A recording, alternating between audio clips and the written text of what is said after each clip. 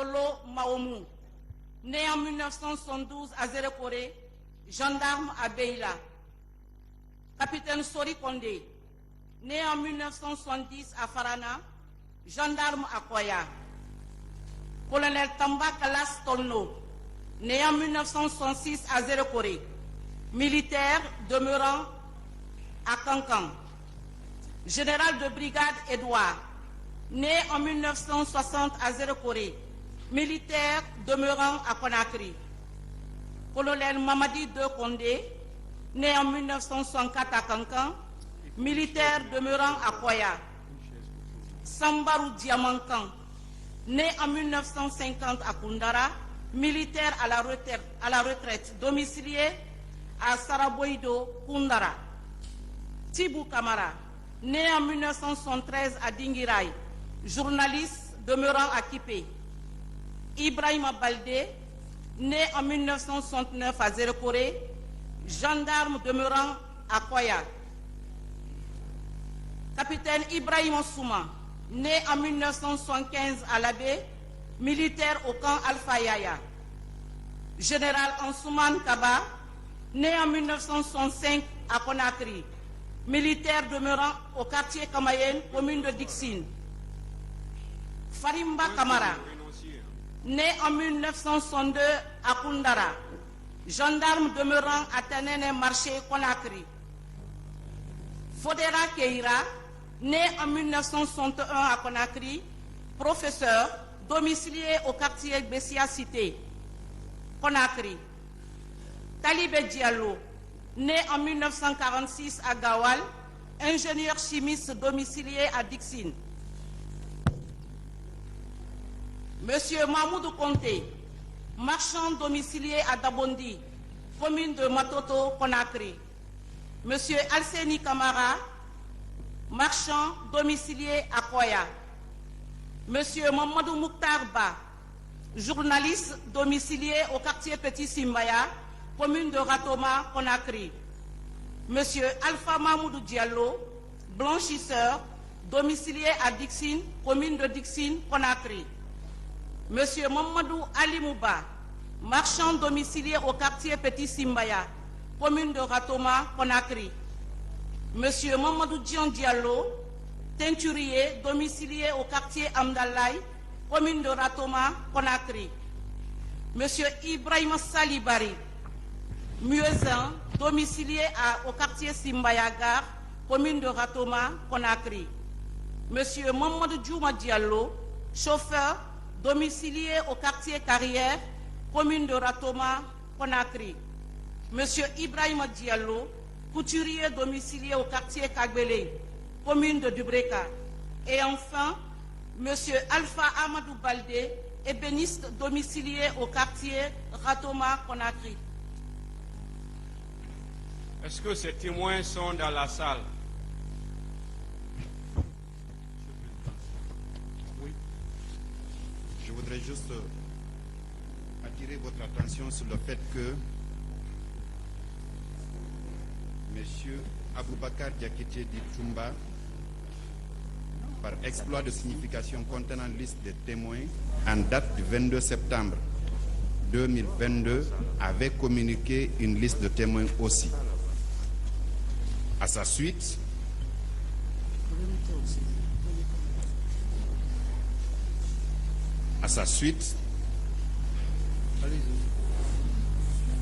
les parties civiles dont M. Ouribaï Loba, Aïssatou Bari, la Fédération internationale des ligues des droits de l'homme, l'Association des victimes parents et amis du 28 septembre 2009, l'Organisation guinéenne des défenses des droits de l'homme et des citoyens, parlant aussi, avait communiqué la liste des témoins au nombre de 10 comme vous avez communiqué. C'est là, elle va lire. Elle n'avait pas vu. Voilà. Allez-y, madame. Monsieur Mohamed Kondé, dit Escobar, militaire en service.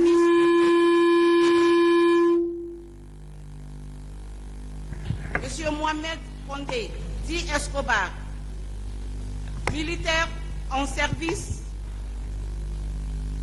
au camp Koundara.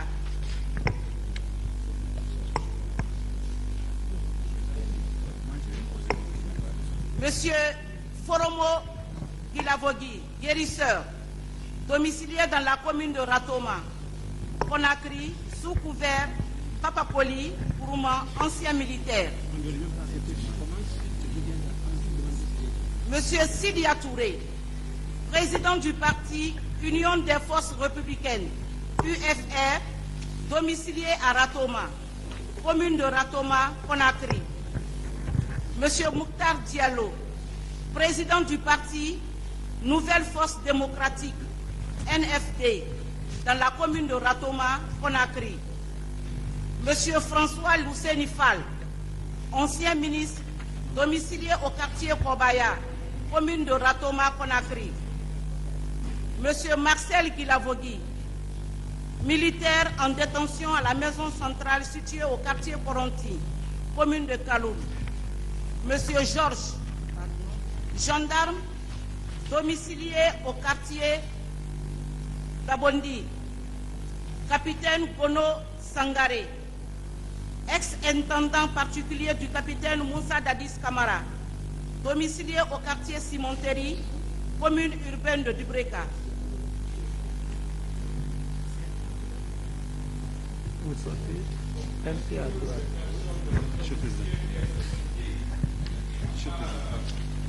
Les accusés qui sont là, est-ce que ces personnes sont dans la salle?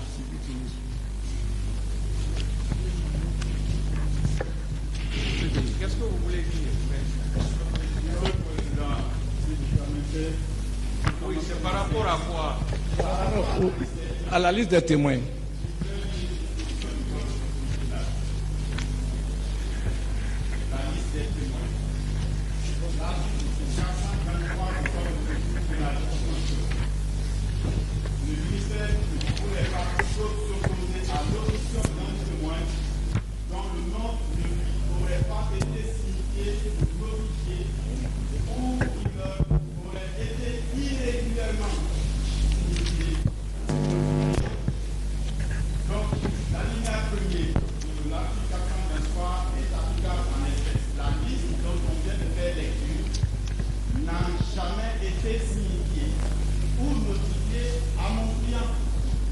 On a reçu seulement que la lettre d'invitation pour le procès et la lettre d'invitation pour l'audition par devant.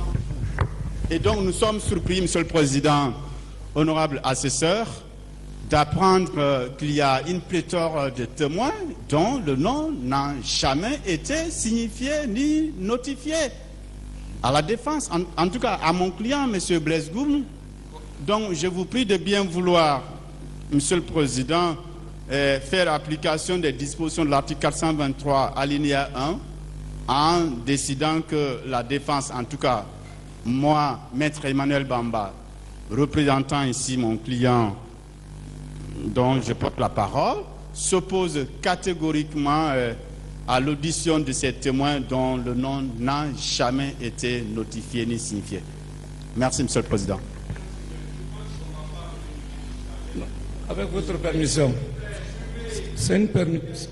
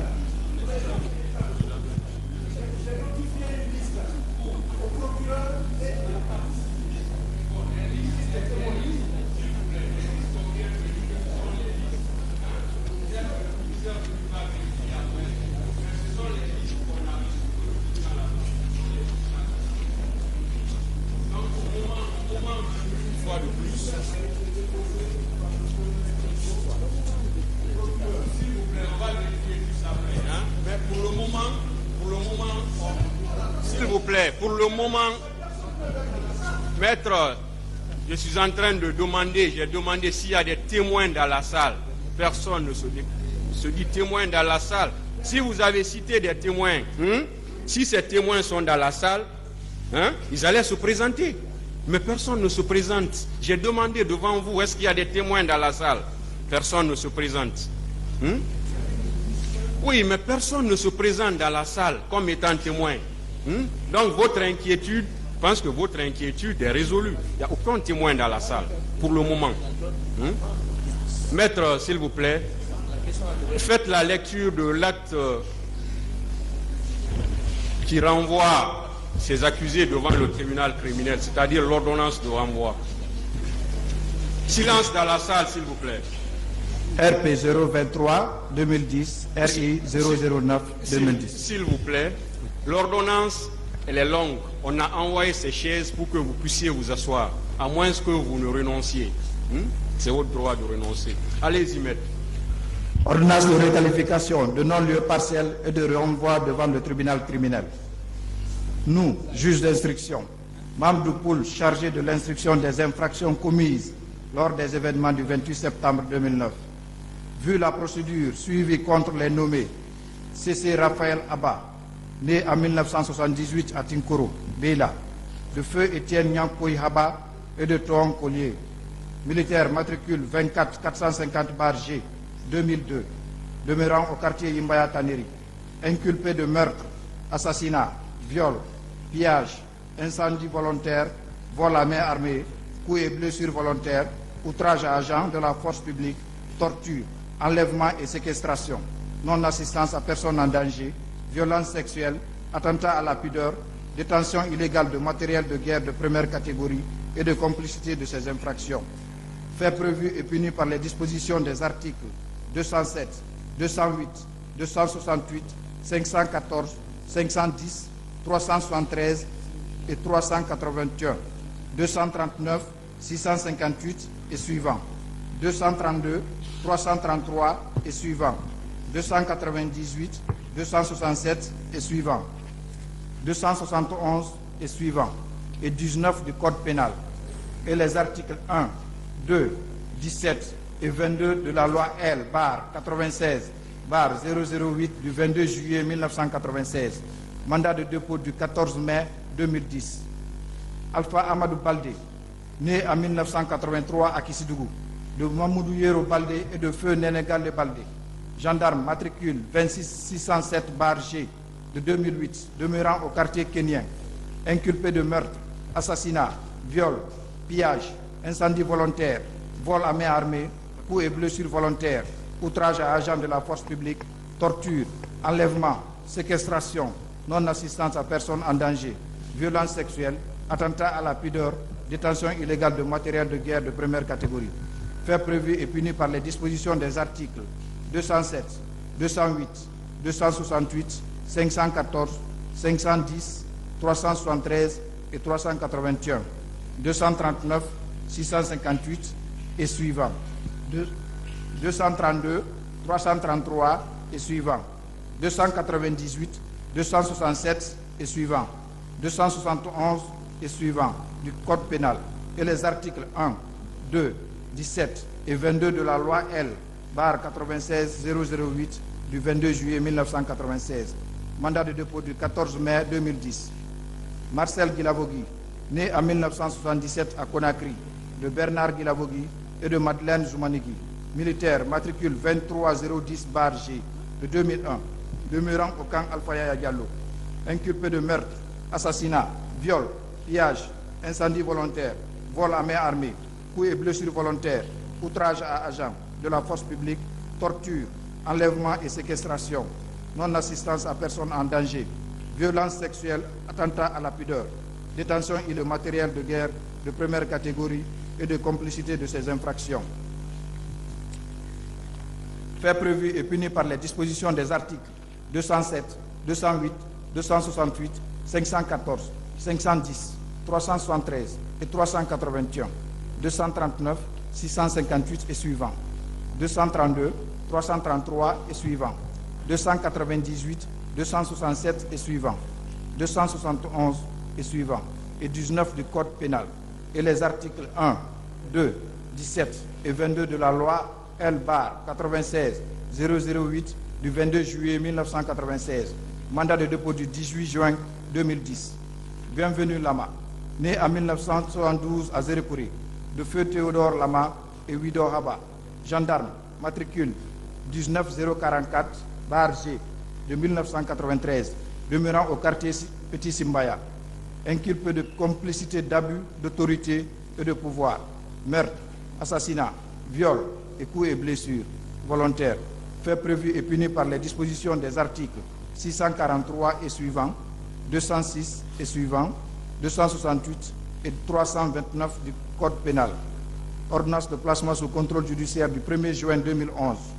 Moussa Tchegoro Kamara, né le 31 décembre 1968 à Bela, de feu Gonatung Kamara et de Filaning Kamara, gendarme, matricule 19118-G, demeurant au quartier Kamayen, inculpé de meurtre, assassinat, viol, pillage, incendie volontaire, vol à main armée, coups et blessures volontaires, outrage à agent de la force publique, torture, enlèvement et séquestration, non-assistance à personne en danger, violence sexuelle, attentat à la pudeur, détention illégale de matériel de guerre de première catégorie et de complicité de ces infractions.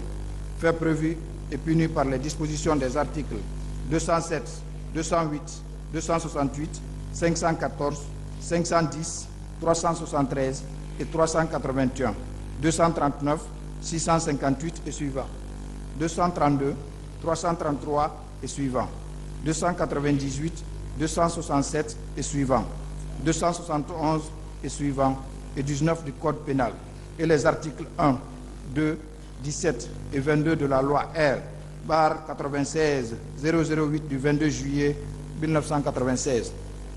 Ordonnance de placement sous contrôle judiciaire du 1er février 2012. Abdoulaye Chérif Diaby, né le 26 février 1960 à Pita, de feu Mbemba Diaby et de feu Mariam Sall, médecin militaire, matricule 14997-G, demeurant au camp Almami Samouri Touré, inculpé de non-assistance à personne en danger, fait prévu et puni par l'article 298 du Code pénal. Ordonnance de placement sous contrôle judiciaire du 13 septembre 2012. Claude Pivi, né le 20 janvier 1960 à Zérékouri, de feu Koikoy Pivi et de Kouné Agnès Kourouma, militaire, matricule 15516-G, demeurant à Kagbeling, du Breka, inculpé de coups et blessures volontaires, viol, pillage en réunion ou en bande, incendie volontaire, meurtre, torture et non-assistance à personne en danger, et de complicité de toutes ces infractions commises au stade du 28 septembre en 2009. Fait prévu et puni par les dispositions des articles 239, 268, 514 et suivants, 510 et suivants, 232, 298 et 19 du Code pénal. Ordonnance de placement sous contrôle judiciaire du 27 juin 2013. Mamadou Aliou Keita, né en 1987 à Kindia, de feu Saliou et de Salimatou Ba, gendarme, matricule 29805-G, demeurant au quartier Taouya, commune de Ratoma, inculpé de viol sur la personne d'Aïssatou Bari, fait prévu et puni par l'article 268 du Code pénal. Mandat de dépôt du 30 avril 2013. Mamadouba Kamaradi Toto, né le 1er janvier 1946 à Conakry, des feux Demba Kamara et feu Hawa Kamara, militaire demeurant au quartier Sangoya, inculpé de non-assistance à personne en danger, de complicité de meurtre, assassinat, viol, pillage, incendie volontaire, vol à main armée, coups et blessures volontaires, outrage à agent de force publique, torture, enlèvement et séquestration, violence sexuelle, attentat à la pudeur, détention illégale de matériel de guerre de première catégorie et de complicité de ces infractions. Fait prévu et puni par les dispositions des articles 298, 19, 207, 208, 268, 514, 510, 373 et 349, 658 et suivants, 232, 333 et suivants, 267 et suivants, 271 et suivants du Code pénal et les articles 1, 2, 17 et 22 de la loi L-96-008 du 22 juillet 1996, ordonnance de placement sous contrôle judiciaire du 28 avril 2014. Ibrahima Kalonzo Kamara, né en 1978 à Conakry, de feu Momo et de Yeliran Kamara, gendarme demeurant au quartier Lambaye Kinifi, inculpé de coups et blessures volontaires, meurtre et complicité de viol, pillage, incendie volontaire, vol à main armée, outrage à agent de la force publique, torture, enlèvement et séquestration, non-assistance à personne en danger, violence sexuelle, attentat à la pudeur, détention illégale de matériel de guerre de première catégorie. Fait prévu et puni par les dispositions des articles 239, 207, 19, 268, 514, 510, 373 et 381, 658 et suivants, 232, 333 et suivants, 298, 267 et suivants, 271 et suivants et 19 du Code pénal et les articles 1, 2, 17 et 22 de la loi L, barre 96-008 du 22 juillet 1996, ordonnance de placement sous contrôle judiciaire du 28 octobre 2014.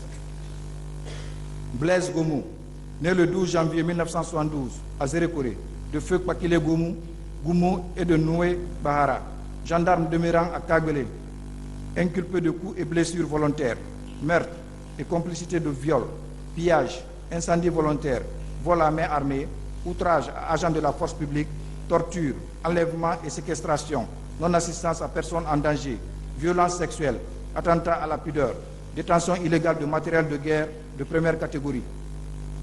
Fait prévu et puni par les dispositions des articles 239, 207, 19, 268, 514, 510, 373 et 381, 658 et suivants, 232, 333 et suivants, 298, 267 et suivants, 271 et suivants et 19 du Code pénal et les articles 1, 2, 17 et 22 de la loi L, barre 96, barre 008 du 22 juillet 1996.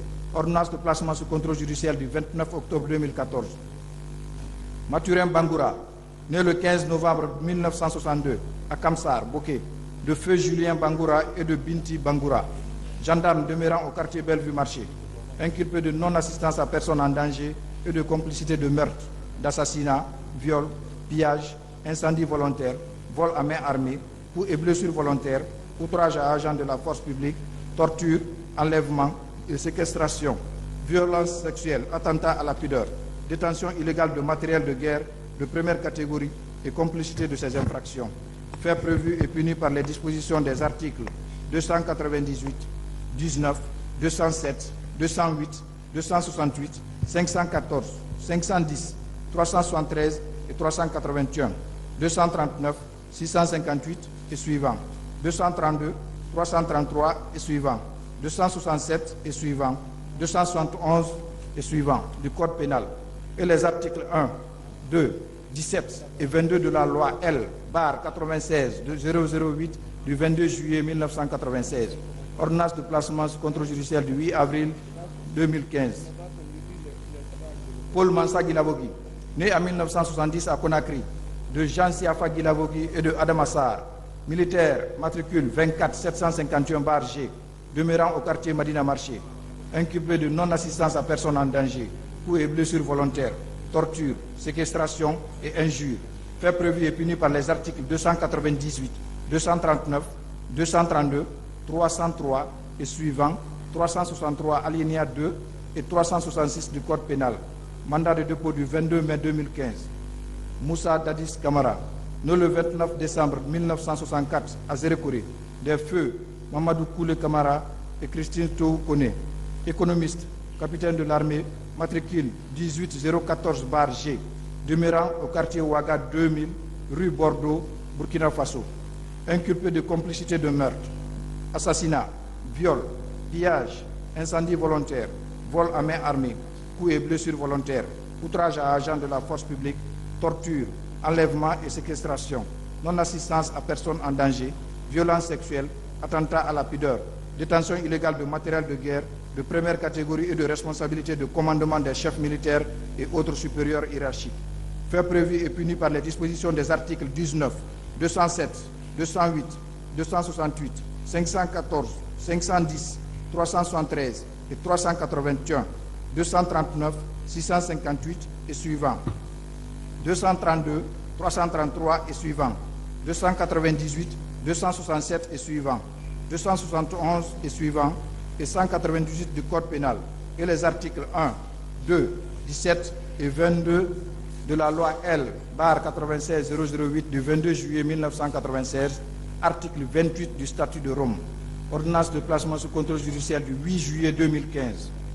Aboubakar Diakité Ditumba, né le 30 avril 1968 à Conakry, de Mamadi Diakité et de Feu Diaray Bari, médecin militaire, matricule 24783-G, demeurant au quartier Béanzec, inculpé de coups et blessures volontaires, viol, pillage en réunion ou en bande, incendie volontaire, meurtre, assassinat, torture, non-assistance à personne en danger, de complicité de meurtre, assassinat, viol, pillage, incendie volontaire, vol à main armée, coups et blessures volontaires, outrage à agent de la force publique, torture, enlèvement et séquestration, non-assistance à personne en danger, violence sexuelle, attentat à la pudeur, détention illégale de matériel de guerre de première catégorie et de responsabilité de commandement des chefs militaires et autres supérieurs hiérarchiques.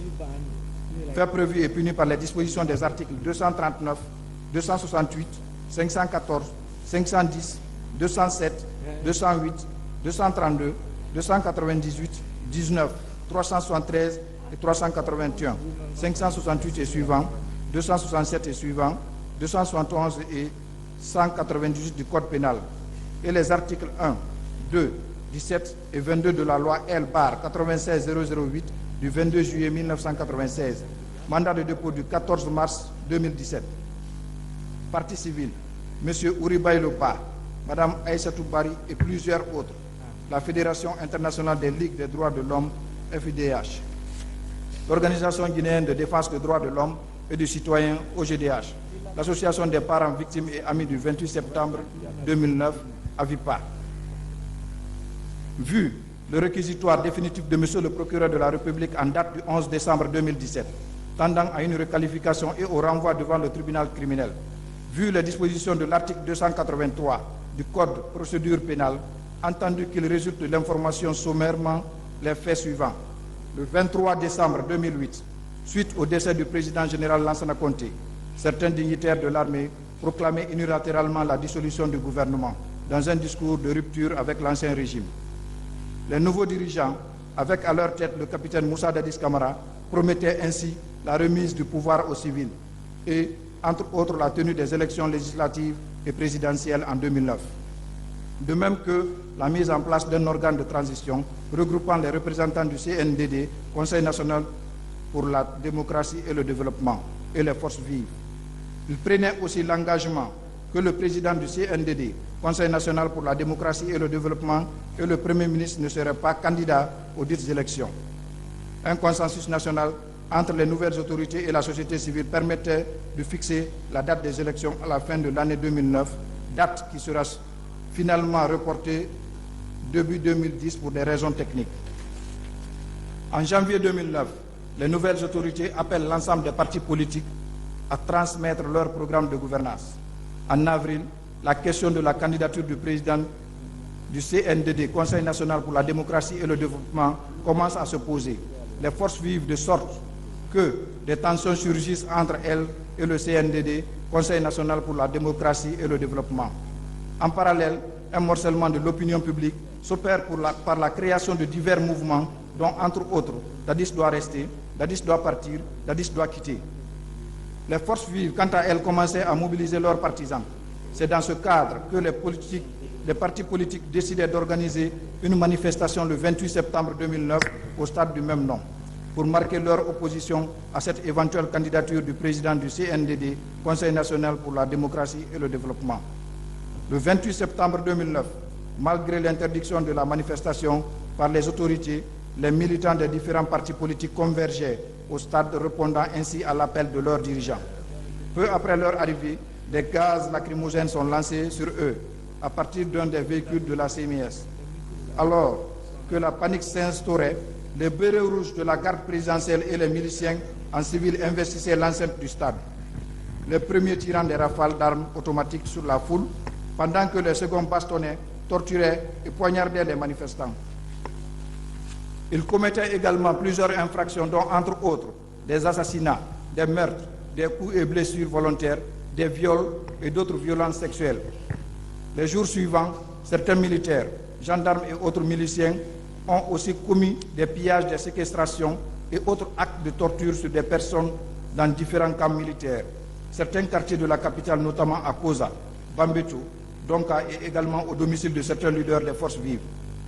En vue d'établir la vérité sur les faits et les circonstances des événements du 28 septembre 2009, de déterminer la nature des crimes commis et d'identifier si possible les auteurs, une commission nationale et une commission internationale d'enquête ont été mises en place respectivement le 7 et 27 octobre 2009. Les deux commissions ont conclu à l'existence de motifs raisonnables de présumer en relation avec les événements du 28 septembre 2009 et des jours suivants une responsabilité pénale individuelle de certaines personnes nommément citées dans les rapports. Sur ce, le parquet général près la cour d'appel de Conakry a requis l'ouverture d'une information judiciaire. Entendu qu'il résulte des interrogatoires des inculpés, les déclarations ci-après. Moussa Dadis Camara, interrogé sur le fond à Ouagadougou le 13 juillet 2015, Moussa Dadis Camara, capitaine de l'armée de terre et chef de la junte militaire au pouvoir à l'époque des faits, déclare avoir appris dans la nuit du 27 au 28 septembre qu'une manifestation allait être organisée le lendemain et avoir immédiatement appelé Sidia Touré pour obtenir le report de celle-ci. Mais celui-ci lui répondait être dans l'impossibilité de décaler la date prévue au motif qu'il se fait tard. Entre-temps, la communication s'étant interrompue, il a repris son sommeil sous le fait de la fatigue sans chercher à le joindre. Le lendemain, vers 10 heures, il aurait appris par Joseph Makambo que la situation était en train de dégénérer et s'apprêtant à se rendre lui-même au stade, il en aurait été empêché par le commandant Aboubakar Diakité Di Toumba, qui s'y serait rendu par lui-même sans ordre de sa part. Apprenant que de nombreuses personnes ont été tuées au stade et des leaders blessés, il ordonnait que ces derniers soient transférés à la clinique Pasteur pour des soins d'urgence. Sorti précipitamment de son bureau, il ordonnait à tous les militaires présents de se tenir prêts pour mettre aux arrêts les auteurs de ces actes, dont Aboubakar Diakité Di Toumba. Cette stratégie, selon lui, est restée sans effet, car Toumba et ses hommes du régiment de la garde présidentielle étaient suffisamment armés pour faire du mal. D'où le choix de l'appel à l'aide des Nations Unies pour la mise en place d'une commission d'enquête internationale. Moussa Dadis Camara affirme qu'il n'a jamais donné l'ordre à Toumba, ni aux hommes de la garde présidentielle, ni aux services spéciaux de la lutte contre la drogue et le grand banditisme de se rendre au stade. Cependant, il soutient qu'après les événements, le général Mamadou Toto et le commandant Tchegoro sont venus lui rendre compte des événements qui se sont déroulés au stade. S'agissant de la milice de Kalea, Dadis Camara reconnaît qu'il y a eu un recrutement militaire à la demande et sous l'autorité du ministre de la Défense, Sekouba Konaté, mais que ces personnes n'ont été ni recrutées ni formées en son nom. S'il vous plaît. Les téléphones, une fois de plus, mettez les téléphones sur le mode silencieux, s'il vous plaît. Continuez. Concernant les pillages des domiciles des leaders, ceux de Bambeto et Koza, ou des arrestations arbitraires, tortures et séquestrations au camp Alfaya Diallo et Koundara, Dadis Camara explique n'en avoir pas été tenu au courant, pas plus que de l'existence de fausses communes. Il conteste avoir donné des instructions pour la commission des infractions le 28 septembre 2009. Moussa Tchegoro Camara, interrogé sur le fond, Moussa Tchegoro Camara déclare que le 28 septembre 2009, aux environs de 1 heure, il était avec Moussa Dadis Camara et aurait assisté à la conversation téléphonique que ce dernier a eue avec Sidia Touré. Il affirme ce matin n'avoir participé à aucune réunion relative à la répression de la manifestation, ni reçu aucun ordre de la part de Moussa Dadis Camara à cet effet. Le 28 septembre, vers 8 heures, il est allé s'enquérir de ces hommes qui effectuaient selon lui leur patrouille habituelle. Il a trouvé un premier regroupement à Bambeto et donné l'ordre aux éléments de la police et de la gendarmerie de ne toucher à personne. Il serait ensuite retourné chez lui. C'est en revenant de chez lui qu'il a trouvé les escadrons mobiles de la gendarmerie et de la CMS en prise avec la foule. Ces unités auraient été repoussées depuis Amdallaye jusqu'aux environs du stade. Il aurait alors donné l'ordre de ne plus jamais utiliser les gaz lacrymogènes contre les manifestants. Moussa Tchegoro Kamara explique avoir ensuite sensibilisé les manifestants, puis les leaders avec lesquels il se serait entendu pour que ces derniers aillent vers les militants, leur annoncer le report de la manifestation à une date ultérieure. En échange de quoi, il irait vers le service de police et de gendarmerie pour libérer ceux qui avaient été interpellés. Il aurait pris à nouveau la direction de chez lui avant d'entreprendre les négociations pour la libération des personnes arrêtées. Lorsqu'il a appris par conversation radio que les hommes de Toumba avaient investi le stade et qu'il y avait des tirs, connaissant Toumba, qui selon lui, personne n'ose, y compris les chefs d'état-major, et s'est précipité sur les lieux pour sauver les leaders politiques dont la mort de l'un d'eux pourrait entraîner le pays vers une guerre civile. Devant le stade, il affirme avoir trouvé les gendarmes, policiers et les agents de l'antidrogue dans leur position initiale, à 100 mètres de la rentrée du stade. Il serait rentré pour chercher les leaders politiques, puis les embarquer dans son véhicule pour les déposer à la clinique Ambroise Paré. Là, Toumba et ses hommes sont arrivés pour s'opposer à la prise en charge des leaders sous la menace des armes. Sur ce, il les a dirigés à l'hôpital de Kansamouri et au dispensaire de l'état-major de la gendarmerie nationale avant d'aller rendre compte au capitaine Moussa Dadis Camara. Moussa Tchegoro Kamara affirme n'avoir vu ni mort ni viol lors de sa présence au stade. Il affirme qu'aucune violence n'a été commise de la part des unités de l'antidrogue et du grand banditisme, placées sous sa responsabilité, pas plus que par les forces de police et de gendarmerie qui étaient sur le terrain. Claude Pivy, au cours de son interrogatoire, Claude Pivy déclare que le 28 septembre 2009, à 6 heures, il s'est rendu à Manéa, dans Koya, en mission du président de la République, pour traquer les malfrats qui avaient détourné les véhicules de l'armée. De retour au camp Alfayaya, juste après son compte-rendu de mission, il explique avoir croisé les hommes qui disaient que des militaires sont allés tirer sur la population au stade du 28 septembre. Revenu sur ses pas pour informer le président Dadis Camara et lui demander qui avait donné cet ordre, ce dernier aurait répondu l'ignorer, puis 2 jours plus tard, l'aurait informé que contrairement aux rumeurs, Toumba Diakité était en réalité allé au stade pour sauver les leaders. Une semaine plus tard, il aurait sollicité du ministre de la Défense Sekouba Konaté que Toumba Diakité soit arrêté, mais celui-ci aurait refusé. Le président Moussa Dadis Camara aurait également refusé car selon lui, Toumba était parti au stade pour protéger la vie des leaders politiques. Pour lui, Toumba aurait gâté le travail de Tchegoro qui avait été désigné par le président Dadis pour assurer le maintien de l'ordre au stade. Que c'est du président Dadis qu'il a appris la désignation de Tchegoro pour la mission du maintien de l'ordre au stade du 28 septembre. Que Dadis ne lui a pas donné d'explication sur des consignes particulières qu'il a données à Tchegoro pour le maintien de l'ordre au stade du 28 septembre. Il déclarait en outre qu'il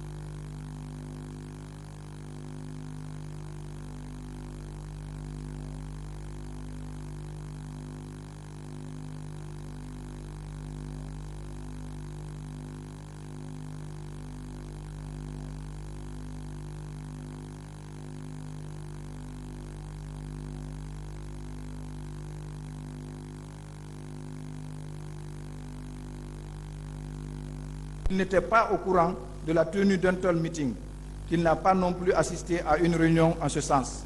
Il précise que toute la semaine qui a précédé cette date, il travaillait la nuit et se reposait la journée. Que son travail consistait à traquer les militaires non contrôlés et indisciplinés. Il déclare ne pas savoir où avaient été détenus les manifestants qui avaient été arrêtés, ne rien savoir des viols, ni des manifestants, ni des forces communes. Il affirmait enfin que ces unités n'ont ni reçu ni torturé des personnes, qu'elles se sont toujours illustrées dans la sécurisation et la protection des personnes et des biens, qu'il n'a jamais été à cause avec qui que ce soit pour des pillages, qu'il a dormi jusqu'à 20 heures et n'est pas ressorti du camp. Claude Pivy affirme n'avoir participé aucunement à l'organisation ou à l'exécution du maintien d'ordre dans la journée du 28 septembre, ni même avoir su qu'une manifestation se préparait.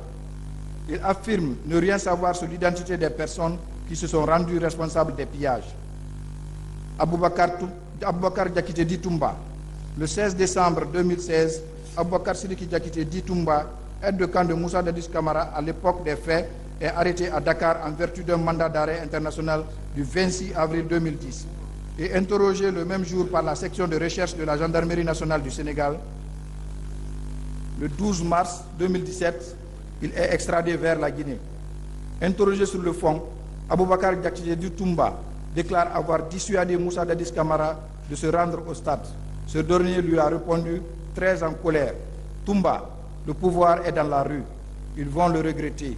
Il faut les mater. » Il affirme que c'est son adjoint Marcel Guilavogui qui a pris la décision de s'y rendre, accompagné de certains agents de la garde présidentielle et d'un contingent de la Numba fourni par le commandant du camp Alpha Yaya Diallo, le colonel Sambarou Damankan.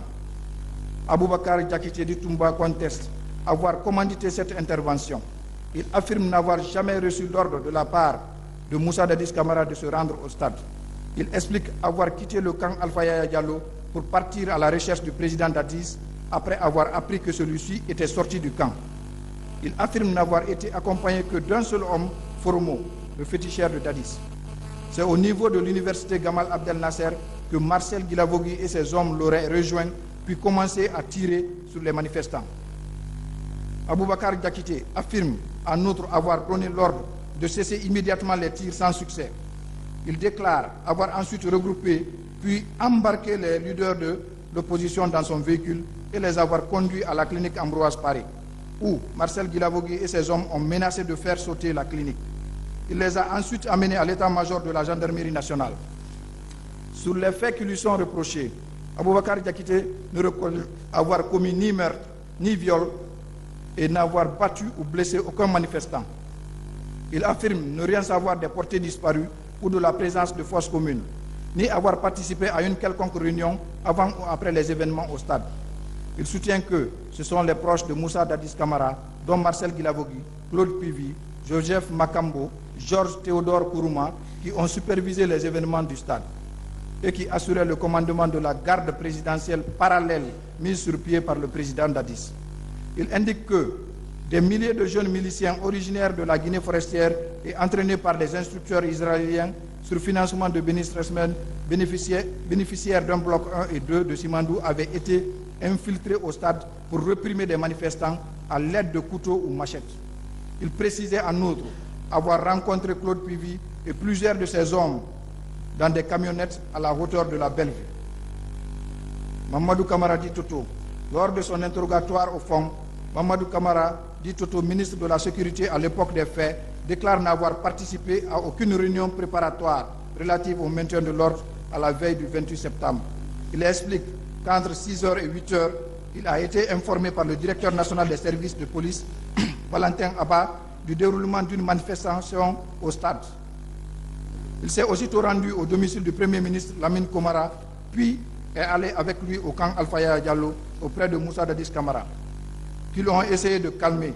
Il affirme avoir ensuite quitté le camp pour retourner vers la ville. Il aurait en chemin constaté la présence de la police et aurait invité les policiers à ne pas faire usage de la force. Il affirme qu'aucun policier n'a été impliqué dans les violences commises au stade et que ses instructions ont été respectées.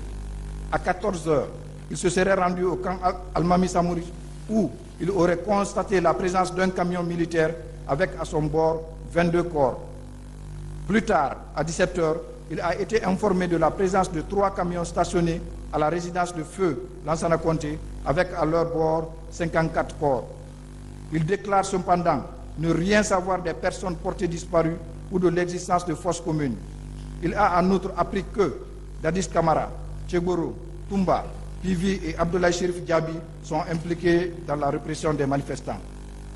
Abdoulaye Chérif Diaby, ministre de la Santé à l'époque des faits, il déclare avoir été appelé dans la matinée du 28 septembre 2009 par le colonel Oumar Sano, chef d'état-major général des armées, alors qu'il se rendait à Koya.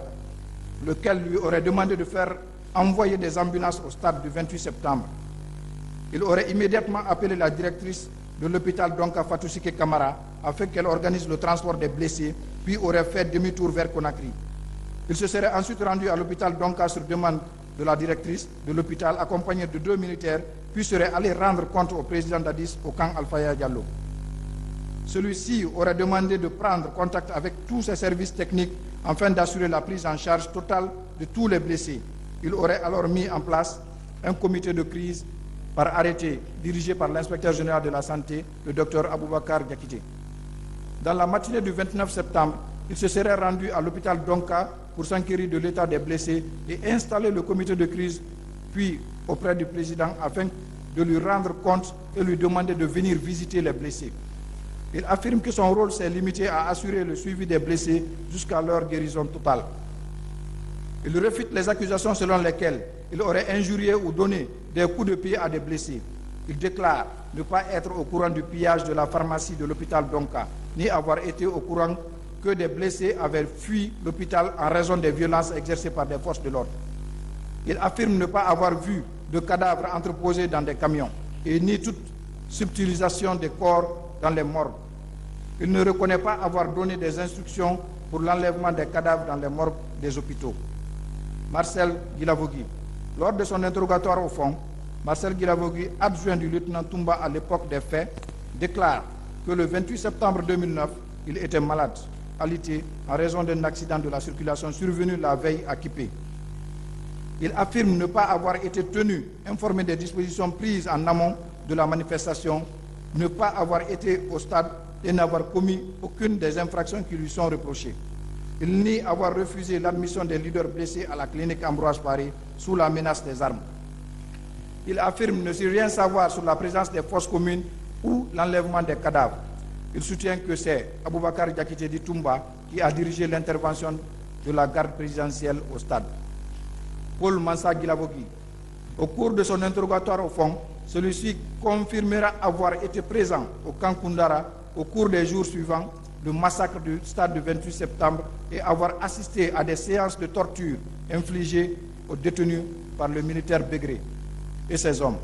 Il nie cependant avoir participé d'une quelconque façon à ces actes de torture. Il indique néanmoins que Begré et Toumba se sont rendus au stade accompagnés par leur groupe de militaires. Mamadou Aliou Keita. Lors de son interrogatoire au fond, Mamadou Aliou Keita nie avoir commis un viol sur la personne de Mme Aïssatou Ba, laquelle vivait avec sa fiancée, Mme Mariama Diallo. Il fréquentait régulièrement sa concession de sorte qu'il connaissait sa famille. Il assure qu'il ignorait la présence d'Aïssatou Ba au stade et conteste également avoir porté des coups et fait des blessures sur sa personne.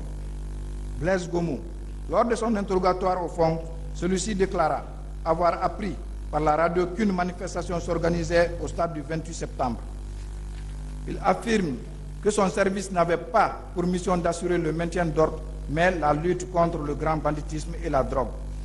Alors qu'il se trouvait en patrouille sur le trajet de la Bellevue, le colonel Tchegoro l'aurait appelé pour lui dire qu'il avait l'intention d'aller sensibiliser les manifestants qui marchaient en direction du stade. Qu'arrivé sur l'esplanade du stade, Moussa Tchegoro Kamara serait monté sur un pick-up pour sensibiliser les manifestants, mais aurait rapidement été visé par des jets de pierre lancés en sa direction. Alors qu'il s'apprêtait à quitter les lieux, un groupe de bérets rouges en pick-up serait passé en tirant parmi lesquels il a pu reconnaître Aboubakar Diakité Di Toumba. Il aurait alors quitté les lieux en passant par l'Andrea pour rejoindre le camp Alpha Yaya Diallo. Il aurait par la suite fait objet de menaces par les bérets rouges de la garde présidentielle, ceux-ci lui reprochant d'être des lâches. Blaise Gomou précise que 2 ou 3 patrouilles de l'antidrogue se trouvaient sur le terrain. Il était le chef de l'une d'entre elles. 6 personnes se trouvaient dans son pick-up, 4 élèves gendarmes et le chauffeur et lui-même. Il affirme enfin qu'aucune personne n'aurait été tuée dans la matinée du 28 septembre avant les événements au stade. Lui-même et les gendarmes l'accompagnant n'étant pas armés ni en possession de gaz lacrymogène. Bienvenue Lama. Bienvenue Lama, instructeur au camp de Kaléa et présumé directeur du dit centre, affirme ne pas être le directeur du centre de Kaléa et ni avoir exercé qu'en qualité d'instructeur. Le colonel Mamadou Sanou Baldé selon lui, aurait exercé les fonctions de directeur en 2008, avant d'être rappelé pour servir au bureau de l'état-major de la gendarmerie nationale. Il déclare avoir été présent au camp de Kalea le 28 septembre et conteste que des éléments du centre se soient rendus à Conakry pour participer au maintien de l'ordre. Il déclare ne pas connaître Alpha Amadou Baldé, lequel l'avait désigné comme exerçant des fonctions de directeur et comme l'auteur de la liste des recrues ayant été envoyés à Conakry. Mathurin Bangoura, ministre des Postes et Télécommunications à l'époque des faits, explique que lors des événements survenus au stade du 28 septembre 2009, il se trouvait en France où il a séjourné du 23 au 30 septembre. Il affirme avoir été informé par son épouse à Paris le 29 septembre de la survenance des événements en Guinée. Il avait cependant été informé avant son départ que le président Dadis et certains membres du gouvernement devaient se rendre à l'Abbé. Il aurait appris à son retour en Guinée qu'Aboubacar Diakité et Moussa Kegoro Kamara auraient dirigé l'intervention au stade. L'opposition aurait demandé officiellement au gouvernement l'autorisation d'organiser la manifestation, mais sur injonction du président de la République, elle avait été interdite. Par la suite, le président de la République aurait ordonné aux éléments de la garde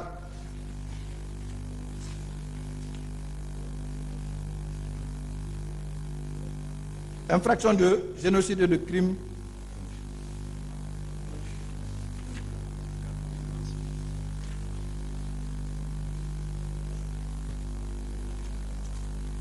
de la garde présidentielle d'aller empêcher les opposants de tenir un quelconque discours au stade du 28 septembre. Il déclare cependant ne rien savoir des pillages survenus le 28 septembre et les jours suivants, ni des actes de torture perpétrés sur les manifestants dans les camps militaires de Conakry. Il affirme avoir appris l'existence de fosses communes à la radio, mais n'en avoir pas entendu parler par ses collègues du CNDD. Ibrahima Kalonzo Kamara, gendarme, a, au cours de son interrogatoire au fond, déclaré s'être trouvé en détention au PM3 le 28 septembre 2009. Il aurait été interpellé puis incarcéré du 3 août au 6 novembre 2009 sur ordre du colonel François Béavogui, chef d'état-major général adjoint, en raison d'une plainte portée à son encontre par Moussa Kegoro Kamara pour détournement de fonds. C.C. Raphaël Abba, militaire et garde du corps de Moussa Dadis Kamara, déclare être rentré de l'Abbé la veille des événements du stade du 28 septembre et avoir bénéficié d'une journée de repos accordée par Toumba Diakité. Il indique que le jour des événements, il aurait accompagné son épouse très souffrante et en fin de grossesse dans un centre de soins situé à la Tannerie. Il déclare avoir prolongé ses congés jusqu'au 2 octobre, puis aurait bénéficié d'un congé supplémentaire accordé par Aboubacar Diakité di Toumba jusqu'au 8 octobre. Ce dernier, selon lui, est à mesure de confirmer cette autorisation. Alpha Amadou Baldé, que, choisi pour sa parfaite maîtrise de l'outil informatique comme secrétaire du régiment commando courant année 2009 par Aboubacar Diakité di Toumba, Alpha Amadou Baldé déclare s'être rendu à l'aube du 26 septembre à Kissidougou pour régler un litige domanial. Que n'étant revenu à Conakry que le 30 du même mois, il affirme n'avoir pas participé aux événements qui ont eu lieu au stade du 28 septembre. Que cependant, il soutient avoir appris par la radio qu'il y a eu plus de 150 morts au stade du 28 septembre du fait des militaires dont le commandant Aboubacar Diakité di Toumba. Que mieux, lorsqu'il a repris le service, le 30 septembre, il a trouvé en face de son bureau un groupe de jeunes recrues issus du centre de formation de Kalea, encadré par l'adjudant Bamba et dont certains avaient des blessures aux pieds. Qu'il nie avoir commis des viols et des meurtres et prétend ne rien savoir sur la présence de forces communes. Sur la réqualification, entendu que suivant un réquisitoire supplétif de monsieur le procureur de la République en date du 19 juin 2015, Moussa Dadis Kamara et Aboubacar Diakité di Toumba ont été inculpés pour responsabilité de commandement des chefs militaires et autres supérieurs hiérarchiques sur la base de l'article 28 du statut de Rome, que le dit article récemment transposé à l'article 198 du nouveau code pénal du 26 octobre 2016 vise les infractions de génocide et de crimes contre l'humanité qui n'étaient pas prévues dans le réquisitoire introductif en date du 8 février 2010. Entendu que ces faits, initialement qualifiés de responsabilité de commandement, les chefs militaires et autres supérieurs hiérarchiques ne sont en réalité que des faits de complicité prévus aux articles 19 et 20 du nouveau code pénal du 26 octobre 2016. Ordonnons la réqualification en ce sens. Des meurtres et assassinats Entendu qu'au terme de l'article 206 du Code pénal, le fait de donner volontairement la mort à autrui constitue un meurtre, il est puni de la réclusion criminelle de 30 ans, qu'au sens de l'article 208 du Code pénal, constitue un assassinat, le meurtre commis avec préméditation ou guet-apens. Entendu que C.C. Raphaël Abba, Alpha Amadou Baldé, Marcel Guilavogui, Moussa Kiegoro Kamara, Claude Pivi, Ibrahima Kamaradi Kalonzo, Blaise Gomou et Aboubakar Diakité Toumba sont inculpés de meurtre et assassinat. Qu'en dépit de leur dénégation, il ressort des éléments versés au dossier que C.C. Raphaël Abba n'a pu justifier l'autorisation d'absence dont il prétend avoir bénéficié de Aboubakar Diakité Toumba pour être au chevet de son épouse malade. Que plusieurs témoins, dont Alpha Amadou Baldé, ont relevé sa présence le 28 septembre 2009 au stade après les autres éléments de la garde présidentielle dont il est membre influent et en même temps garde du corps du président Moussa Dadis Camara. Alpha Amadou Baldé, membre actif de la garde présidentielle, n'a pu rapporter la preuve de sa présence à Kissidougou le 28 septembre 2009, que sa responsabilité dans les faits a été mise en lumière par les éléments versés au dossier, en plus du témoignage de Aboubakar Diakité Toumba. Marcel Guilavogui, commandant adjoint de la garde présidentielle, a selon plusieurs témoignages participé au meurtre, assassinat et autres exactions commis au stade. Les témoignages de Jean-Marie Dori, Moussa Kiegoro Kamara, Aboubakar Diakité Toumba et les leaders des forces vives indiquent à suffisance qu'il fait partie de ceux qui ont tiré à bout portant sur les manifestants dans l'enceinte du stade. Plusieurs parties civiles, dont Sidia Touré, Mamadou Ouri Baldé, Alpha Amadou Diallo et François-Lucien Fall, confirment sa participation.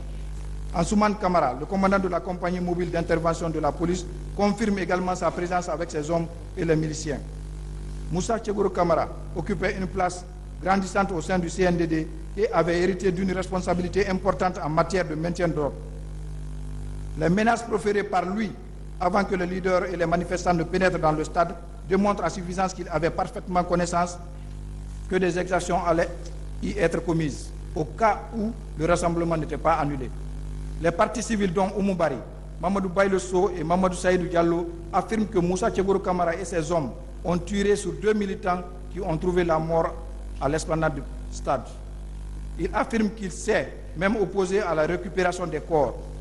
Mamadou Diallo a quant à lui affirmé avoir vu Moussa Kiegoro Kamara tirer lui-même sur un manifestant.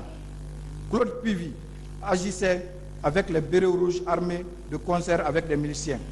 Il ressort de plusieurs témoignages qu'il a participé avec ses hommes au crime commis le 28 septembre 2009 et jours suivants.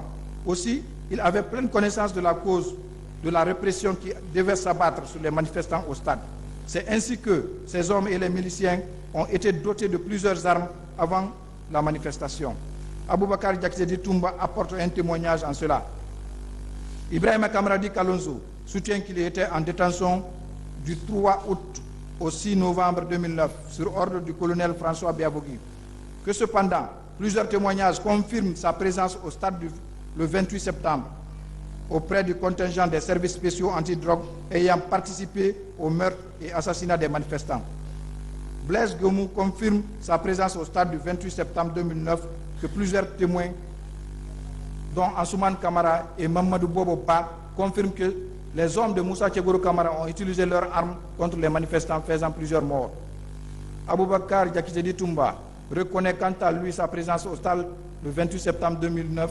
Plusieurs témoins indiquent qu'il assurait le commandement du contingent de la garde présidentielle qui a ouvert le feu sur les manifestants dans l'enceinte du stade, où il a été dénombré plusieurs morts par balle. Sur la complicité de meurtre et d'assassinat, entendu qu'au terme de l'article 19 du Code pénal, la complicité est la participation d'un individu en pleine connaissance de cause à un crime ou à un délit dont un autre est l'auteur principal. Les complices d'un crime ou d'un délit sont punis des mêmes peines que les auteurs principaux, que l'article 20 du même code dispose, sont punis comme complices d'un fait qualifié crime ou délit ceux qui, par don, promesse, abus d'autorité ou de pouvoir, machination ou artifice provoquent ce fait ou donnent des instructions pour le commettre. Ceux qui procurent les armes, des instruments ou tout autre moyen qui sert à l'action sachant qu'ils doivent y servir.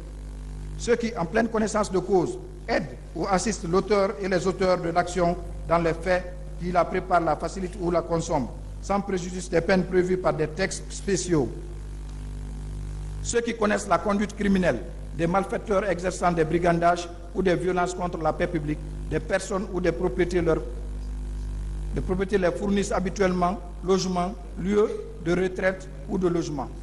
Entendu qu'il ressort des pièces versées au dossier que Moussa Dadis Camara avait pleine connaissance de cause des crimes commis par les forces de sécurité de la garde présidentielle placées sous son commandement le 28 septembre 2009 et jours suivants.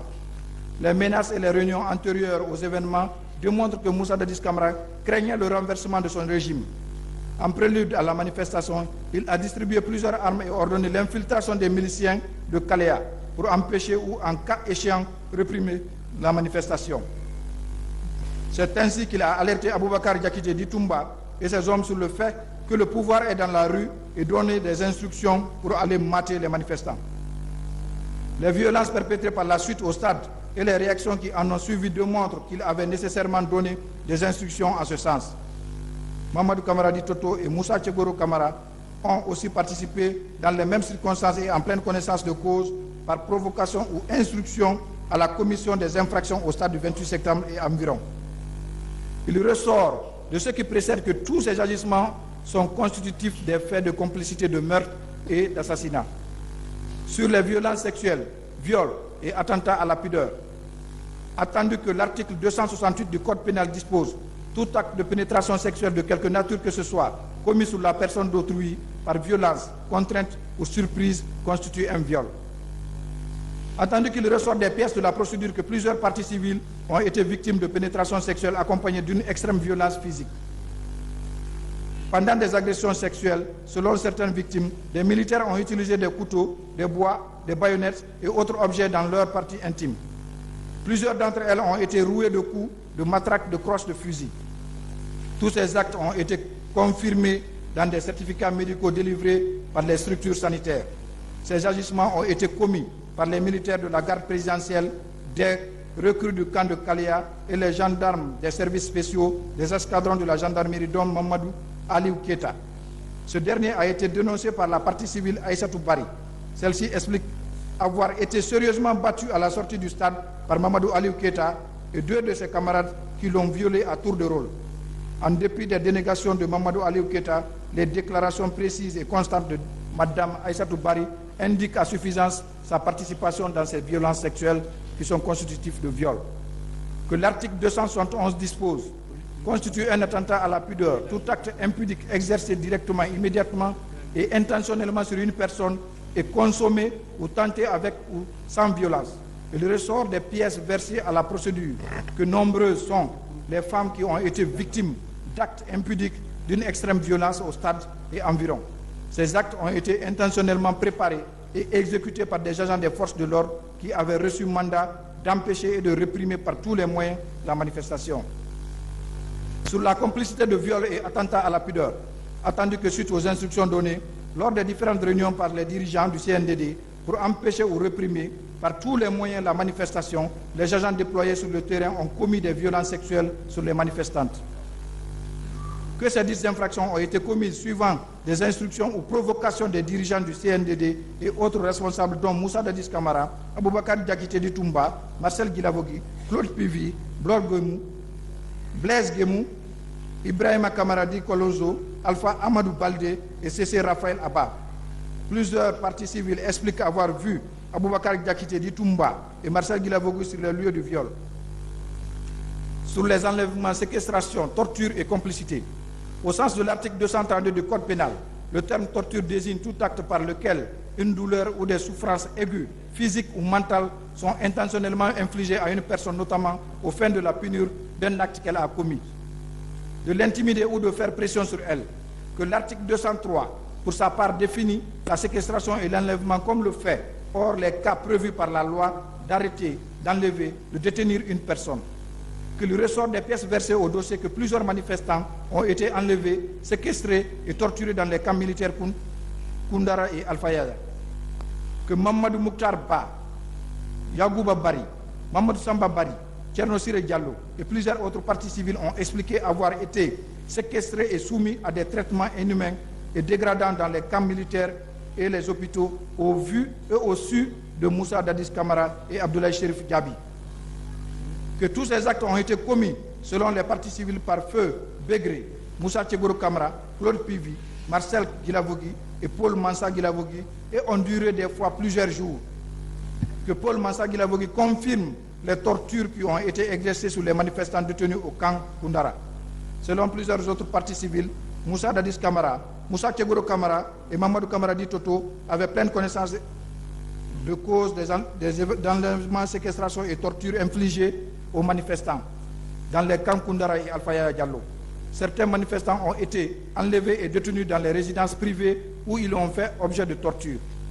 Sur les coups et blessures et violences volontaires, entendu que dans ce cas d'espèce, les coups et blessures volontaires, violences et voies de fait commis sur les manifestants sont prévus et punis par les articles 239 et 242 du Code pénal.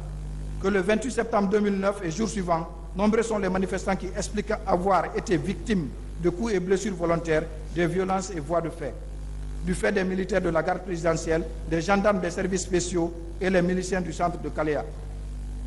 Que ces victimes s'étant constituées en partie civile ont produit des certificats médicaux à cet effet. Que ces agissements sont commis selon les témoignages concordants par des militaires de la garde présidentielle, gendarmes et miliciens déployés au stade dont Marcel Guilavogui, Blaise Gomou, Ibrahima Kamaradi Kalonzo, Alpha Amadou Baldé et C.C. Raphaël Abba. Sur la complicité des coups et blessures volontaires, entendu que les coups et blessures et violences volontaires ont été commis par les militaires de la garde présidentielle, gendarmes des services spéciaux et miliciens du centre de Kaléa, que Moussa Dadis Camara, Mamadou Camara Di Toto, Aboubakar Diakité Di Toumba, Moussa Tchegoro Camara, Claude Pivi et Ibrahima Kamaradi Kalonzo, ceux qui ont provoqué, ont donné des instructions pour la commission des dites infractions.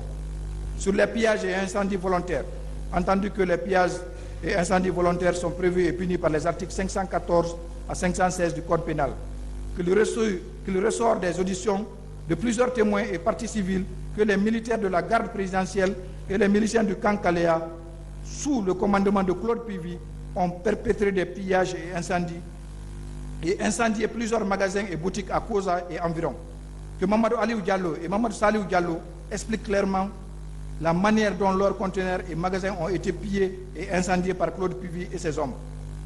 Sur le vol à main armée et complicité, entendu qu'au terme de l'article 373 du Code pénal, le vol est la soustraction frauduleuse de la chose d'autrui, que le même Code, en son article 381, prévoit et punit le vol à main armée commis avec ou sans l'aide d'un véhicule, qu'il résulte de plusieurs témoignages et déclarations de parties civiles que les militaires de la garde présidentielle, les gendarmes des services spéciaux antidrogue et les miliciens du centre Kaléa ont, sous la menace des armes frauduleusement soustrait des numéraires, des téléphones et autres objets au préjudice des manifestants. Que de tels agissements sont constitutifs de crimes de vol à main armée, que ces crimes ont été commis au su et au vu de Moussa Dadis Camara et Mamadou Camara Di Toto, Aboubakar Diakité Di Toumba, Moussa Tchegoro Camara, Claude Pivi, Marcel Guilavogui, Blaise Gomou, Alpha Amadou Baldé et C.C. Raphaël Abba. Sur la non-assistance à personne en danger, entendu qu'au sens des articles 297, 298 et 299 du Code pénal, constitue une entrave aux mesures d'assistance et l'omission de porter secours à une personne en danger, le fait d'entraver volontairement l'arrivée de secours destiné à faire échapper les personnes à un péril ou à un danger imminent. Le fait pour une personne pouvant empêcher par son action immédiate, sans risque pour lui ou pour les tiers, soit un crime, soit un délit contre l'intégrité corporelle de la personne de s'abstenir volontairement de le faire. Le fait pour une personne de s'abstenir volontairement de porter à une personne en péril d'assistance que, sans risque pour lui ou pour les tiers, il pouvait lui prêter par son action, soit en provoquant un secours. L'omission de prendre ou de provoquer les mesures permettant de combattre tout sinistre pouvant créer un danger pour la sécurité des personnes. Entendu qu'il ressort des pièces versées à la procédure que plusieurs crimes et délits contre l'intégrité corporelle des manifestants